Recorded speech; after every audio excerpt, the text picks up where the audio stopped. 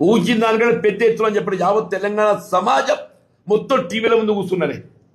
జగిత్యాల రోడ్ల మీద ఎట్లయితే ఎల్ఈడీల ముందు కూర్చున్నారో ఆ 8 గంటల సమయం లోపల ఎప్పుడు కేసీఆర్ గారు మాట్లాడతారు, ఏం మాట్లాడతారు, మా భవిష్యత్తు ఎట్లా నిర్దేశిస్తారు, మాకేం ప్రణాళిక ఇస్తారు అని ఆలోచనతో మొత్తం టీవీల ముందు కూర్చున్నారా.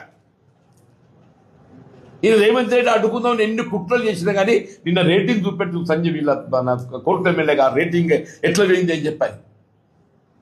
స్థాయి ఏందో, రేవంత్ రెడ్డి గారి స్థాయి ఏందో నిన్న రాష్ట్ర ప్రజలకు స్పష్టంగా అర్థమైంది. ప్లాట్ఫామ్స్లో నిన్న చూస్తే కేసీఆర్ గారి ప్రసంగాన్ని 36 లక్షల మంది లైవ్లో చూడడం జరిగింది. రేవంత్ రెడ్డి గారి ప్రసంగాన్ని కేవలం 4 లక్షల మంది మాత్రమే లైవ్లో చూశారు.